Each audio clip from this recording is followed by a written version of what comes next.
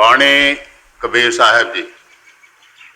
जग में गुरु समान नहीं दाता, जग में गुरु समान नहीं दाता। वस्तु अगोचर दे सतगुरु ने भली बताए बाटा। काम क्रोध कैद कर राखे, लोभ को लीनो ना था। काल करे सो हाल ही कर ले, फिर न मिले ये साथा। 84 में जाए पड़ोगे, भुगतो दिन और राता। जग में गुरु समान नहीं दाता,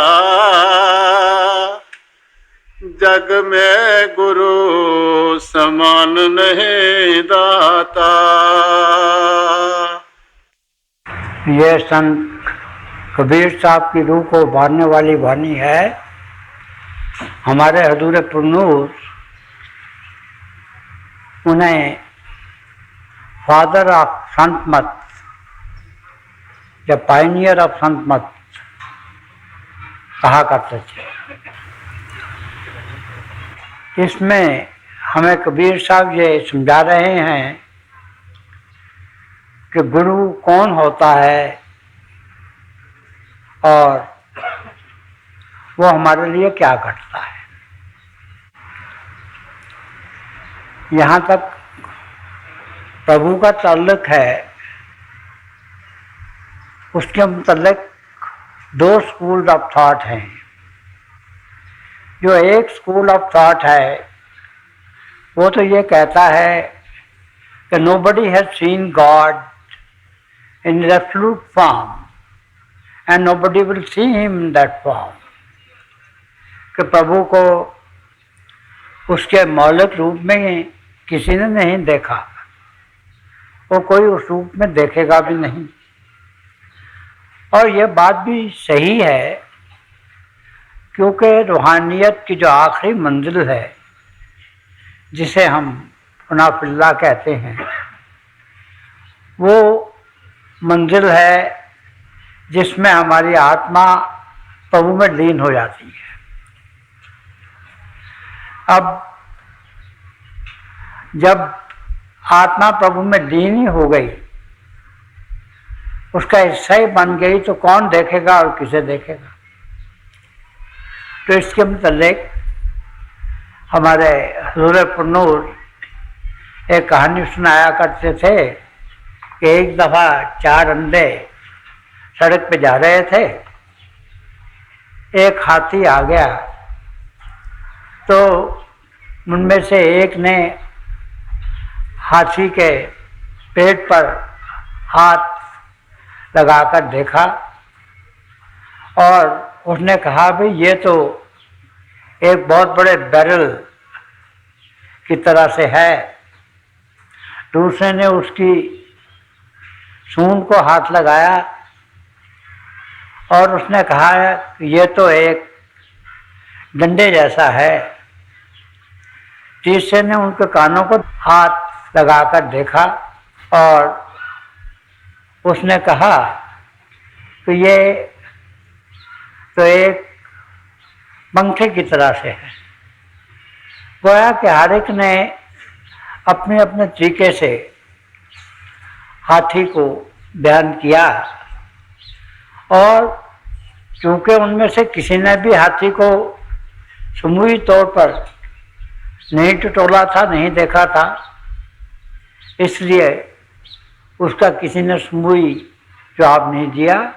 इसी तरह से जितने हमारे ग्रंथ हैं, सहीफे हैं, स्क्रिप्चर्स हैं उनमें प्रभु के एक अंग का वर्णन है, दूसरे अंग का वर्णन है, और उसका मजमूई वर्णन आज तक ना कोई कर सका है और ना करेगा। ये कहा जाता है कि अगर सातों जो समंदर हैं उनकी पानी की स्याही बना ली जाए और जितनी हमारी ये धरती है इसका कागज़ बना लिया जाए और कोई प्रभु की तारीफ करनी शुरू कर दे तो वो पूरी तरह से प्रभु की तारीफ नहीं कर सकता। तो अब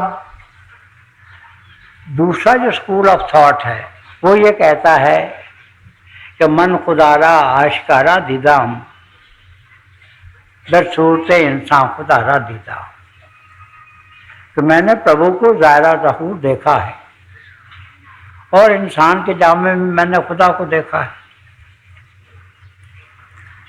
हज़रत बुल्ले शाह ने फरमाया कि मौला आदमी बनाया।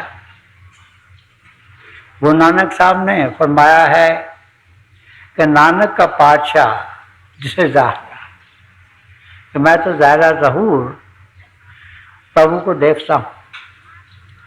और पंचम पातशाह ने कहा कि हर जीव नाम पढ़ियो रामदास,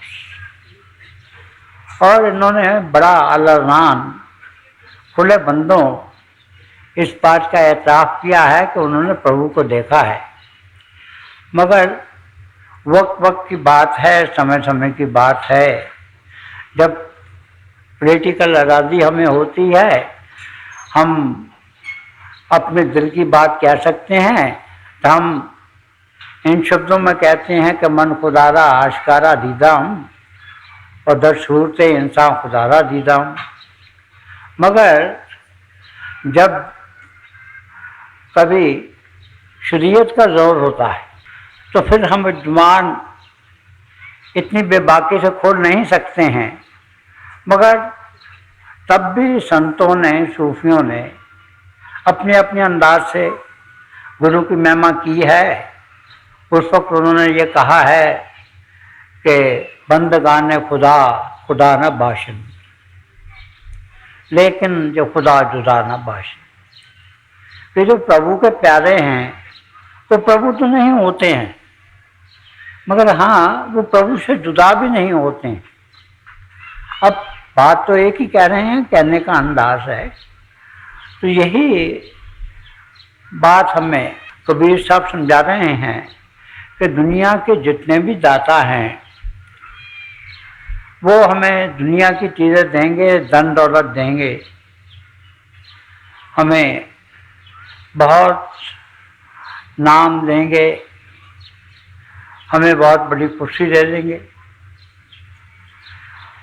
मगर दुनिया की जितनी भी ये चीज़ें हैं ये नाशवान हैं, ये फना होने वाली हैं, और इनमें से कोई चीज़ भी इंसान के साथ नहीं जाती है। मगर जो गुरु है वो हमें हमेशा के लिए शांति, हमेशा के लिए सुख, सरमस्ती और हमेशा के लिए निजात दे देता है, मुक्ति दे देता है। वो हमें इसी फानी दुनिया में जावेदानी बना देता है, किसी फना दुनिया में हमें वो बका बख्श देता है। तो मेरा एक शेर है कि अगरचे आलम फ़ानी की हर एक चीज़ फ़ानी है, मगर मैं हूँ कि इसके जावेदानी लेके आया। तो जब भी संत महात्मा आते हैं ये प्रभु रूप होते हैं और नाम की दौलत अपने साथ लाते हैं, और नाम की दौलत से ये हमें भी अमर कर देते हैं।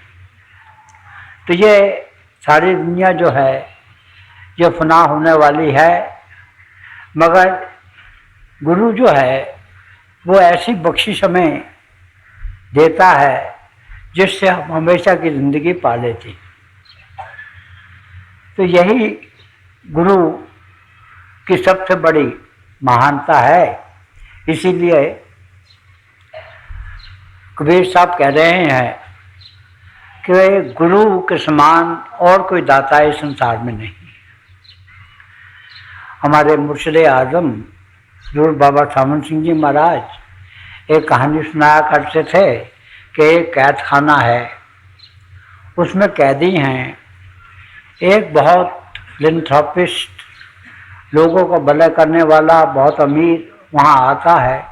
वो देखता है कि कैदियों को खाना अच्छा नहीं मिल रहा है।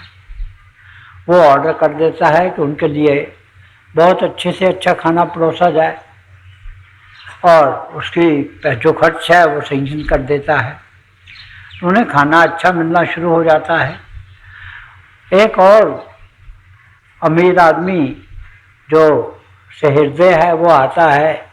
वो देखता है कि इनके कपड़े जो हैं मैले कुचैले हैं, फटे हुए हैं, तो वो ऑर्डर कर देता है कि इन्हें बड़े अच्छे कपड़े पहनाए जाएं और उसके लिए उससे ज़्यादा वो रुपया या धन सैंक्शन कर देता है।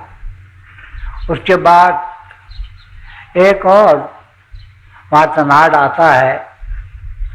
वो ये देखता है कि इनके रहने के जो कमरे हैं बड़े तंग हैं, छोटे हैं, अंधेरे हैं, उनमें हवा ठीक नहीं आती है, क्रॉस वेंटिलेशन नहीं है। तो वो बहुत रुपया सैंक्शन कर देता है और उनके लिए बड़े अच्छे कमरे बन जाते हैं, हवादार कमरे बन जाते हैं, जहाँ काफ़ी उन्हें आसाइश का सामान मिल जाता है, काफ़ी सहूलियत मिल जाती है। अब ये तीनों किस्म के जो दाता हैं, दुनियावी दाता, ये तो कैद खाने में आए और कैदियों को इन्होंने बहुत इनाम भी दिया, मगर कैदी जो हैं वो तो कैदी ही रहे। और फिर कोई चौथी प्रकार का असली मानों में जो फिलैंथ्रोपिस्ट है, लोगों को भला करने वाला है, वो वहाँ आता है और उसके हाथ में जेल खाने की कुंजी है।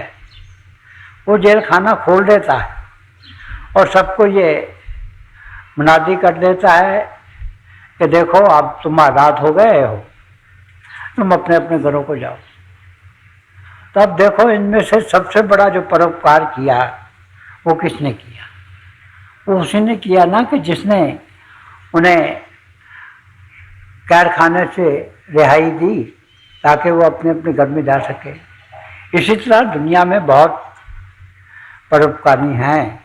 कोई आपको रुपया दे देगा, कोई धन दे देगा, कोई आपको अच्छी नौकरी दे देगा, कोई आपको बड़ी कुर्सी पे बिठा देगा, बड़ी ताकत दे देगा, कोई आपको बड़ी ख्याति देने में मदद करेगा।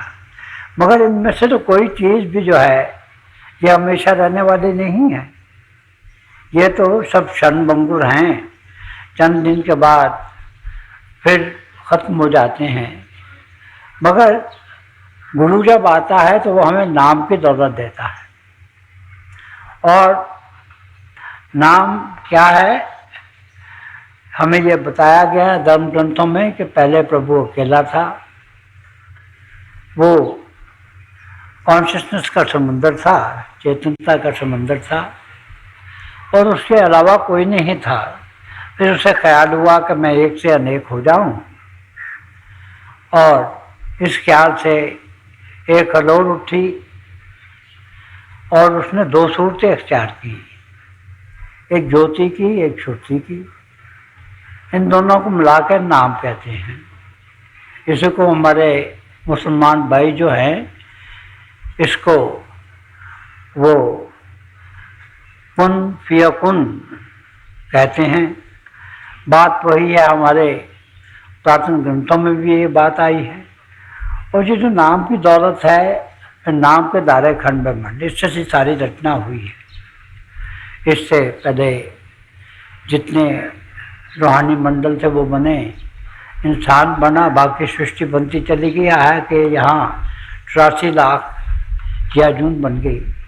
तो जो संत महात्मा होते हैं वो हमें नाम की बख्शिश देते हैं, क्योंकि अगर हम ये चाहें कि इस फानी दुनिया में हम जावेदानी हो जाएं, हम अमर हो जाएं, तो वो सिर्फ नाम की दौलत से ही हम फना के मंजिलों से गुजर कर बका के मंजिलों में पहुंच सकते हैं। हम हमेशा की ज़िंदगी पा सकते हैं, हम लाफानी हो सकते हैं, जावेदानी हो सकते हैं, अटर्नल हो सकते हैं, इमॉर्टल हो सकते हैं। तो ये बता रहे हैं कि जब गुरु आता है तो वो हमें नाम की दौलत देता है। और 83 लाख जियाजून का ये जो चक्रव्यूह है ये काट देता है। इसीलिए वो सबसे बड़ा दाता है, क्योंकि दुनिया के दाता जो हैं वो तो हमें फानी चीज़ें दे सकते हैं, और जब इंसान का आखिरी समय आता है तो उसके जितने दोस्त हैं, जितने रिश्तेदार हैं, जितनी उनकी ज़मीन है और जितनी उनकी कुर्सी की ताकतें हैं, वो सब के सब पीछे रह जाते हैं और हंस कहला जाई। उस वक्त उसके साथ कोई जाता है तो या गुरु जाता है या नाम जाता है।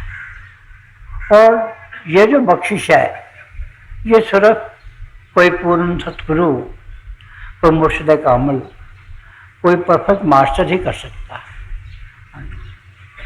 वस्तु अगोचर दे सतगुरु ने बलि बताए बाटा। अब ये कहते हैं कि गुरु जब हमें नामदान देता है तो वो जीते जी मरने की विद्या भी सिखाता है। वो पहले ही दिन जब नामदान देता है तो हमें ज्योति का और श्रुति का दोनों का जाति अनुभव करा देता है, डायरेक्ट लिंक दे देता है, ताकि हम धीरे धीरे उनके बताए हुए रास्ते पर चले और जिस्मानियत से ऊपर आ जाएं। हम अंतर में आसमान, तारे, चाँद और सूर्य के मंडलों से गुजरें और उस स्टेज पे आए कि यहाँ हमें अपने गुरु के दिव्य स्वरूप के दर्शन होते हैं, और वहाँ उसकी जो रेडिएशन है उसमें इतनी ताकत है, इतनी कशिश है कि हम बेसाख्ता हम उसकी तरफ खिंचे जाते हैं और हम भी चाहते हैं कि उसमें हम लीन हो जाएं। तो यहाँ आके हम गुरु को गुरुदेव कहते हैं। गुरु की 3 स्टेजेस बताई गई। पहली स्टेज जो वो है जिसमें वो एक पांडे का काम करता है, हमें अपने प्रेम की रेडिएशन से, की शुआओं से अपने चरणों में बुलाता है। हमारे जो बेशुमार गुनाह होते हैं उनकी तो नज़र नहीं डालता और हमें नामदान बख्श देता है। और नामदान जब वो बख्शता है तो उस वक्त हमारे जितने शक हैं, जितने शकूक हैं, जितने सवालात हैं, उन सबको वो जवाब देता है। कितनी वो हम पे मगर बच्ची करता है, कितनी मेहनत करता है, और फिर हमें अपनी ताकत का सहारा देकर जिस्मानियत से ऊपर आता है। और जब वहाँ हम उसके दिव्य स्वरूप के दर्शन करते हैं तो वो कहलाता है गुरुदेव। और फिर वो अपनी छत्र छाया में हमें सूक्ष्म और कारण देशों से गुजार कर ऊपर ले जाता है, और ऊपर जाकर चश्माए कौसर है जिसे fountain of the water of life कहा गया है, जहाँ अमृतसर कहा गया है, जहाँ मानसरोवर कहा गया है, क्योंकि असली मानसरोवर वही है। और उसमें से जब हमें अमृत मिलता है तो तब हमारी आत्मा से काम, क्रोध, लोभ, मोह, अहंकार, मोह और माया, इन सब के गलाफ जो हैं ये उतर जाते हैं और हमारी आत्मा पाक पवित्र हो जाती है। और वो क्या उठती है, सोहं, कि जैसा तू है वैसा मैं हूँ। जो सूफियों की ज़बान में से अनाहू कहा गया है। और वहाँ गुरु जो है वो शब्द का स्वरूप धारण कर लेता है और वहाँ से हम उसे शब्द स्वरूप गुरु कहते हैं। तो गुरु की ये 3 मंजिलें हैं। पहले गुरु, दूसरा गुरुदेव और तीसरा शब्द स्वरूप गुरु या शब्द गुरु। तो ये अब बता रहे हैं कि भाई ये जहाँ तक पहले 3 गुणों का तल्लक है उसमें तो जितनी चीज़ें हैं हमारी इंद्रियां जो हैं उनका जान पहचान कर सकती हैं, मगर 3 गुणों के बाद जाके तो हमारी इंद्रियां काम नहीं करती हैं।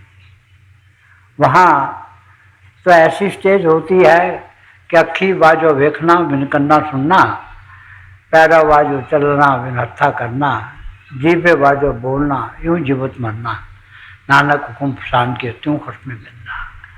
कि वहाँ ना हमारी ये ज़बान काम करती है, ना हमारे हाथ काम करते हैं, ना हमारे कान काम करते हैं। और वो ऐसी स्टेज है जिसे हम अगोचर कहते हैं। अगोचर का मतलब है कि जो इंद्रियों और माया से बालातर हो। तो वो उस स्टेज में हमें ले जाते हैं और फिर वहाँ से और आगे के रूहानी मंडले तय करा के हमें पहले अपने मुर्शिद में लीन कर देते हैं, अपने सदगुरु में लीन कर देते हैं। और वो ऐसी स्टेज होती है हम जब पुकार उठते हैं कि गुरु गोविंद दोनों खड़े किसकी लागू पाए, बलिहारी गुरु आपने जिसको बिन दिया मनाए। ये तो कहने का अपना अंदाज है। ये तो एक बात पक्की है, मुस्तनिद है कि प्रभु सबसे ऊंचा है। मगर अगर हमें प्रभु मिलता है तो गुरु के द्वारा मिलता है। इसलिए संत महात्माओं ने अपने अपने तरीके से गुरु का और प्रभु का मुकाबला किया है, मगर ये रिलेटिव कंपैरिजन है। इसी तरह से सहजोबाई जी ने भी अपनी वाणी में कहा है कि भाई प्रभु ने तो हमारे लिए ये बहुत बड़ा झंझट डाल दिया। 84 लाख जिया जून का ये चक्रव्यूह बना दिया। हम एक यूनि से दूसरी यूनि में, दूसरी से तीसरी में हम चक्र काटे रहे हैं और जब से संसार बना है हम इसी दलदल में फंसे हुए हैं। मगर गुरु ने हमारे लिए ये जो 84 लाख जिया जून का चक्र था इसे तोड़ दिया और हमें आज़ाद कर दिया। और फिर वो तो यहाँ तक कि आके कह देती हैं कि देखिए गुरु ने तो हमें 5 डाकू दे दिए, अब हम काम, क्रोध, लोभ, मोह, अहंकार उनके चक्कर में फंसे रहते हैं। हमारे अंतर हर वक्त अमृतसर है, मानसरोवर है, चश्मा एक औसत है, fountain of the water of life है। हमें चाहिए तो ये कि हमारी आत्मा उसका अमृत पिए और अमर हो जाए, मगर हम तो यहाँ सोए हुए हैं। कुर्बानी में आया है कि हमारे माता भी सोई है, पिता भी सोए हैं, उस्ताद भी सोया है, दोस्त भी सोए हैं, सब सोए हुए हैं, हम भी सोए हैं। और ये जो अमृत जो हमारे हिस्से का है, इसे ये 5 डाकू जो हैं काम, क्रोध, लोभ, मोह, अहंकार के, वो हर वक्त पी रहे हैं। मगर गुरु हम पे ये दया करता है, ये कृपा करता है, ये अनायत करता है, जो नवाजिश करता है, तो वो हमें त्रिगुण अतीत करा देता है और काम, क्रोध, लोभ, मोह, अहंकार से बचा लेता है। तो यही हमारी बहन ने भी कहा है। उन्होंने कहा है कि खून न तजूं प्रभु को तज डालूं, कि अगर मुझे किसी स्टेज पे ऐसा मौका आ जाए कि मुझे इसमें यह फैसला करना हो कि मैं किसको चुनूं, तो कहना कि मैं अपने गुरु को नहीं छोड़ूं। उस स्टेज में मैं गुरु को, प्रभु पे तरजीह दूंगी। अब बात कहने की तो एक ही है कि गुरु को तरजीह इसलिए देगी क्योंकि हमारी आत्मा परमात्मा में जाकर मिल जाएगी। मगर कहने का अंदाज है, और ये सहजो भाई ने इस अंदाज से ये बात कही है, तो इसीलिए गुरु की अहमियत को हमारे जितने भी धर्म ग्रंथ हैं उनमें बड़ी खूबसूरती से बयान किया गया है और उस पर बहुत ज़्यादा जोर दिया गया है। तो जब गुरु होता है वो हमें, जैसा मैंने अर्ज किया, वो त्रिगुण अतीत कर देता है और ऐसे देश में ले जाता है जो कि हमारी इंद्रियों और मन के दायरे से बाहर है। मेरा एक शेर है कि नफस नफस मुझे लाजिम शुक्र का सजदा, कि मेरे दोस्त का एहसान है जिंदगी में। तो ये गुरु की देन है कि वो हमें उस आखिरी मंजिल पे पहुंचाता है जहाँ जाके हम हमेशा के लिए मुक्त हो जाते हैं, जहाँ जाके फिर 84 लाख याजूं का कोई चक्र नहीं रहता, जहाँ जाके हम प्रभु से खो जाते हैं और उस स्टेज को पा जाते हैं जिसे हम पुना फिल्ला की स्टेज कहते हैं। और इसी के लिए वो अपने सद्गुरु का लाख लाख शुक्राना अदा करते। और अगर हम सोचें तो हम असली मानव में गुरु का शुक्राना नहीं कर सकते, क्योंकि गुरु तो हमें इतनी बड़ी दौलत देता है। और अगर हमारी यह हालत हो जाए कि एक भरोसा, एक बल, एक आत्मविश्वास, और हर सांस के साथ हम गुरु का शुक्राना करें, तो ये भी बहुत कम है। इसीलिए गुरु की जो महत्ता है उस पर हमारे धर्म ग्रंथों में बड़ा जोर दिया गया। हमें खुशनसीबी से ऐसी महान हस्तियों की दया नसीब हुई है। मेरे जितने भाई यहाँ बैठे हैं उनमें से कुछ खुशनसीब हमारे मुर्शिद आजम बुजुर्ग बाबा थामन सिंह जी महाराज के नाम लेवा हैं, बहुत से पूरे पुनूर संत कृपाल सिंह जी महाराज के नाम लेवा है, और बाकी जो नए बहन भाई हैं उन्हें भी इन्हीं दो महापुरुषों के आदेश से और इन्हीं के नाम में ये दौलत जो है ये दी जाती है। दाता यही दो महापुरुष हैं और लेने वाले हमारे बहन भाई हैं। तो इसलिए हमें यही चाहिए कि हम इन दो महापुरुषों का हर वक्त शुक्राना करें। और शुक्राने का सबसे बड़ा तरीका हमारे हजूर पुनूर जो फरमाया करते थे वही है कि हम क्राइस्ट के इस कॉल पर अमल करें कि ईश्वर लंबी कृपा कमांडमेंट। तो हमें चाहिए कि हम अपने जीवन को शुद्ध बनाएं, बाकायदगी से डायरी रखें, हमारे रुए रुए से प्रेम पिछवाएँ होनी चाहिए। हमारी ज़बान में ऐसी मिठास होनी चाहिए कि अगर कोई दुनिया का जख्म खुदा हमारे पास आ जाए तो उसके जख्मों पर मरहम का काम हो।